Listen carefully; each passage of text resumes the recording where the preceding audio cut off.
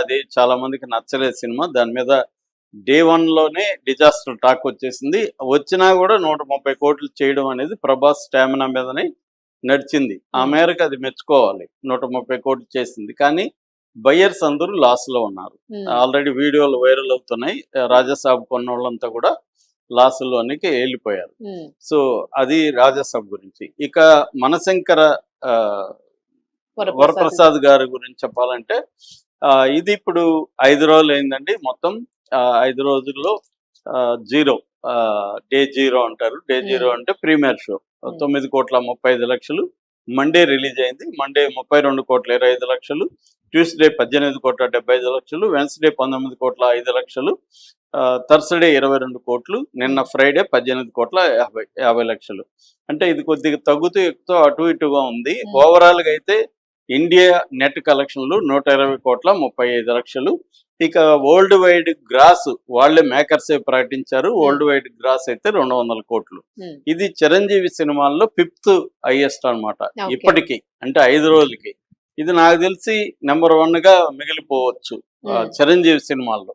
5th highest అంటే number 1 వచ్చి ఇప్పటి వరకు ఉండేది సైరా అండి. Sye Raa Narasimha Reddy cinema 246,60,00,000 world wide collection చేసింది. ఇది నేను చెప్పేది గ్రాస్ ఫిగర్స్ ఇవి. ఇది దీని బడ్జెట్ ఏమో 275 కోట్లు. ఇది థియేట్రికల్ గా లాస్ లేదు, కొంత బిజినెస్ అయింది. నెక్స్ట్ వాల్తేరు వీరయ్య, ఇది 140 కోట్ల బడ్జెట్, 219 కోట్లు ఇది చేసింది. ఖైదీ నెంబర్ 150, ఇది 75 కోట్ల బడ్జెట్, 164,10,00,000 చేసింది. ఇక గాడ్ ఫాదర్ 100 కోట్ల బడ్జెట్, 107 కోట్లు చేసింది. ఇప్పుడు ఇది బడ్జెట్ కరెక్ట్ గా చెప్పట్లేదు కానీ అరౌండ్ 150 crores ఉంది. సో ఇది ఆల్రెడీ 200 కోట్లు గ్రాస్ చేసింది, 120 కోట్లు నెట్ ఇండియా చేసింది. కాబట్టి కొన్నోళ్ళందరూ హ్యాపీగా ఉన్నారు. కొన్ని చోట్ల నేను 1-2 చోట్ల విన్నాను, మా క్లాస్ వచ్చిందని థియేటర్ ఓనర్స్ చెప్పారు. మేబీ అక్కడ వాళ్ళు ఎక్కువగా పెట్టి కొన్ని ఉండే అవకాశం ఉంది. ఓవరాల్ గా అయితే సంక్రాంతి విన్నారు క్లియర్ గా చిరంజీవి సినిమానే. ఇది కాకుండా మన రవితేజ సినిమా భర్త మహాశైలకు విజ్ఞప్తి, అది 5 రోజుల్లో 5 రోజులు అయింది నిన్నటికి. 5 రోజుల్లో 9 కోట్లు ఇండియా నెట్ కలెక్షన్ చేసింది. అది క్లియర్ గా లాస్ ఈ ప్రాజెక్టు. ఇక రెండవది అనగనగా ఒక రోజు 3 రోజుల కలెక్షన్ 20 కోట్లు. అది క్లియర్ గా హిట్ అని చెప్పొచ్చు, ఎందుకంటే దాని బడ్జెట్ తక్కువ. So hit. ఇక నారి నారి నడుమ మురారి 3 రోజుల కలెక్షన్ లో 5,20,00,000. కానీ ఇప్పుడు చాలా మంది ఏమో నారి నారి నడుమ మురారి శర్వానంద్ సినిమా బాగుందని, ఇందాక కూడా వేరే ఫ్రెండ్ కలిస్తే మేము 8:30కి వెళ్తున్నాం సార్, అందరూ బాగుందని చెప్పారు, నైట్ 8:30కి వెళ్తున్నాం అని చెప్పాడు. కానీ కలెక్షన్ లేవుండే, దాన్ని కలెక్షన్లు 5 కోట్లే ఉన్నాయి. అంటే క్లియర్ గా నెంబర్ 1 ఏమో మనశంకర్ వరప్రసాద్ గారు, నెంబర్ 2 ఏమో రాజాసాబు, నెంబర్ 3 ఏమో అనగనగా ఒక రోజు. అయితే రాజాసాబుని పక్కన పెడితే ఈ బంచ్ వచ్చాయి కాబట్టి ఈ బంచ్ లో విన్నర్ వచ్చి అనగనగా ఒక రోజు అండి.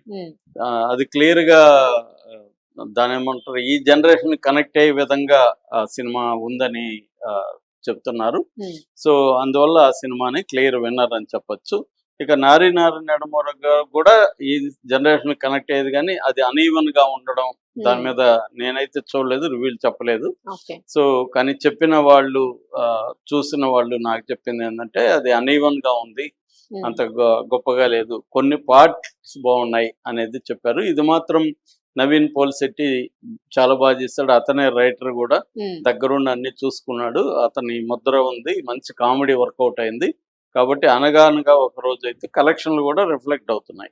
సో ఆ రకంగా సెకండ్ అనగనగా ఒక రోజు అని చెప్పొచ్చు. థర్డ్ నారి నారి నడుమ మురారి, లాస్ట్ లో రవితేజ సినిమా. రవితేజ సినిమా నిజానికి బ్యాడ్ నెగిటివ్ రాలేదు, కానీ అది రొటీన్ గా ఉండడం, ముగ్గురు ఇద్దరి మధ్య నలిగిపోయేతనం, అది పాత చింతకాయ పచ్చడి కావడం, దాన్ని కొత్తగా ప్రజెంట్ చేయలేకపోవడం, ఇది రవితేజకి మైనస్లుగా చెప్పొచ్చు. సో ఏదేమైనా మనశంకర్ వరప్రసాద్ గారితో చిరంజీవి మళ్ళీ ఒకసారి ఆయన ప్రూవ్ చేసుకున్నాడు. చాలా కాలం తర్వాత ఆయనకి మంచి హిట్ కూడా పడింది. సో ఇది అనిల్ రావిపూడి కంటే కూడా ఈ సినిమాకి చిరంజీవికే పేరు వచ్చింది. ఎందుకంటే అనిల్ రావిపూడి డైరెక్షన్ కానీ రైటింగ్ కానీ అంత గొప్పగా లేవనేదే వచ్చింది. కానీ చిరంజీవి సినిమా నిలబెట్టగలిగాడు. చిరంజీవి ఇన్వాల్వ్ కావడం, వాళ్ళ కూతురు కూడా వన్ ఆఫ్ ద ప్రొడ్యూసర్స్ కావడం, సో చిరంజీవి వెంకటేష్ ని కూడా పెట్టుకుందామని సజెస్ట్ చేయడం, సో ఆ ట్రాక్ అక్కడ నిలబెట్టి యాక్చువల్ గా సెకండ్ హాఫ్ గ్రాఫ్ డౌన్ అయింది. నేను రివ్యూలు కూడా చెప్పాను, గ్రాఫ్ డౌన్ అవుతా ఉంది. అయినప్పుడు వెంకీ గౌడ రావడం, ఆ వెంకీ గౌడ క్యారెక్టర్ కి ఎంత పేరు వచ్చిందంటే ఆయన బయట కూడా వెంకీ గౌడ అని పిలుస్తున్నారు, వాళ్ళ భార్యను కూడా నీరజ గౌడ అని పిలిచారని ఆయన ఇంటర్వ్యూలో చెప్పారు. సో అంతగా, ఎందుకంటే వెంకటేష్ కి అట్లాంటి క్యారెక్టర్లు చాలా బాగా చేస్తారు. ఆయన బ్యాక్ సూట్ అయింది, కర్ణాటక నుంచి తీసుకురావడం, అది కొంత కొత్త ఒక ఫీల్ ని క్రియేట్ అయింది. అట్లాగే దీంట్లో ఇంకొక ప్లస్ ఏమంటే పాటలు హిట్ కావడం. ఎప్పుడైనా పాటలు మంచిగా ముందే సినిమాకు ముందు హిట్ అయితే అది చాలా వరకు 50% నిలబెడుతుంది. సో అలాగా ఈ మేసాల పిల్ల పాట కానీ శశిరేఖ పాట కానీ పెద్ద హిట్లు అయిపోవడం, తర్వాత హుక్ స్టెప్ పెట్టడం కూడా మంచి ఐడియా.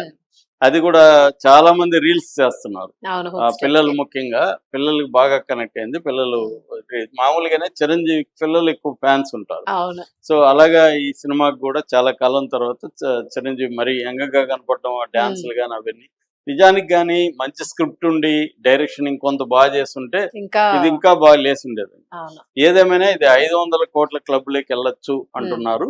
ఇంకోటి ఏమంటే మనం దీన్ని అర్థం చేసుకోవాల్సింది, తెలుగు ఇండస్ట్రీ చాలా క్రైసిస్ లో ఉంది, సినిమాలు ఆడట్లేదు అనే ఒక ఇది ఉంది. కానీ సంక్రాంతి ఒక కొత్త ఉత్సాహాన్ని తెలుగు సినిమా ఇండస్ట్రీకి తీసుకొచ్చింది.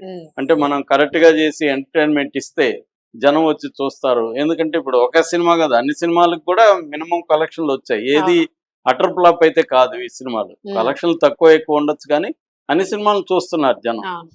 రెండోది ఏంటంటే మోడీ ప్రభుత్వం ఆ మధ్య తీసుకున్న 2 చర్యలు అనేవి కూడా కన్జంప్షన్ ని పెంచాయి.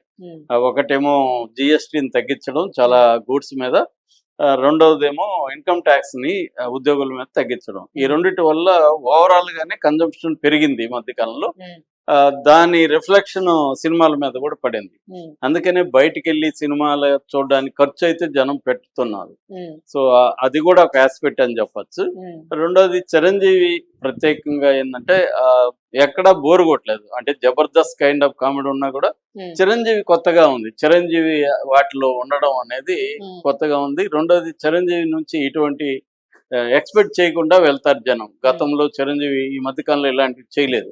అంటే ఒక సరదాగా ఉండి చాలా సార్లు చిరంజీవి లో ప్రొఫైల్లో ఉండి ఆమెకి ఇంపార్టెన్స్ ఇవ్వడం, నయనతారకి కూడా ఈ మధ్య కాలంలో ఇంత ఒక గ్లామరస్ గాను ఇంత డైనమిక్ గాను కనబడలేదు. రెండోది కెమెరా సమీర్ రెడ్డి కూడా చాలా బాగా చూపించాడు చిరంజీవి. ఒక గ్లామరస్